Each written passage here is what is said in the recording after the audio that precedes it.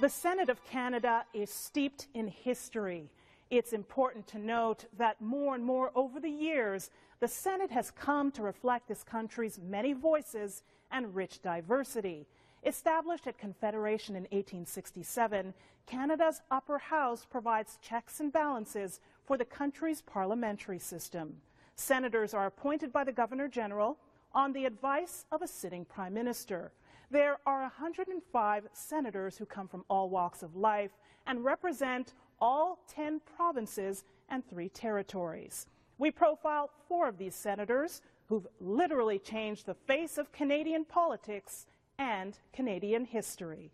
In this segment, we profile Senator Donald Oliver, who not only became the first black man appointed to the Senate, but also the first African Canadian to hold the post of Deputy Speaker.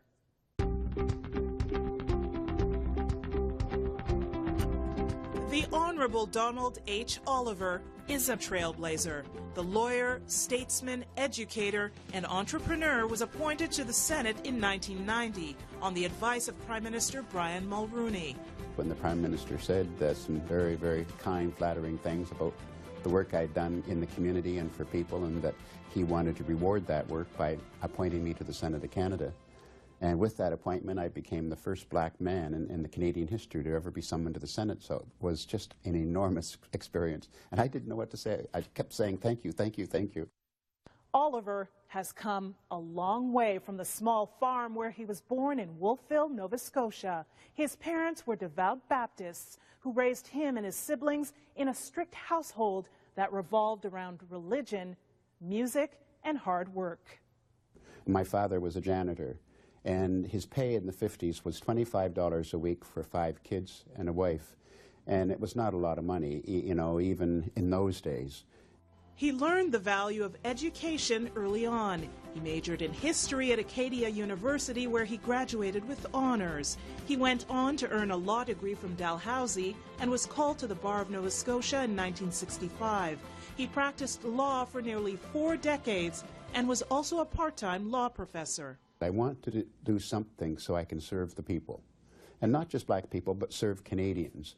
And so then I got a chance to go to law school, and I said, gee, this will be great, because as a lawyer, you know, with an understanding of the laws, there are probably going to be a lot of ways in which I can help people. And so that's the route that I took. While a university student, Oliver became active in the Progressive Conservative Party, inspired by Nova Scotia Premier Robert Stanfield, who became a friend and mentor. We worked together over the next 20 years on a number of projects, and he was a major influence in my becoming politically involved and with a social conscience. Another career milestone for Oliver is being named Deputy Speaker of the Senate. He's the first African Canadian to hold that post. Another groundbreaking achievement, Oliver spearheaded a study by the Conference Board of Canada in 2005 on barriers to the advancement of visible minorities in the workforce. The study was done, and that study proved that there are, in fact, systemic racial barriers to the advancement of visible minorities, Aboriginals, and the other 2 target groups in the public service and in the private sector. Oliver adds that the many contributions that people of color, people of African descent have made in this country have been neglected in the history books and elsewhere, and he says we must each do our part to change that. We were great builders of this country from Halifax to Victoria, but it's not known by very many people. I personally speak to a number of students in schools across the country, and the sad thing about it is that these students know so little about our history. Despite his many accomplishments and awards, including 3 honorary doctorates, Oliver is still humble. Even today, after 22 years, I still pinch myself and say, look, I'm truly blessed to have had this opportunity to serve the people of Canada in this way. Senator Donald Oliver plans to retire in the fall of 2013 after more than 2 decades in the Senate. Reporting from the Senate chamber in Ottawa, I'm Heather Seaman.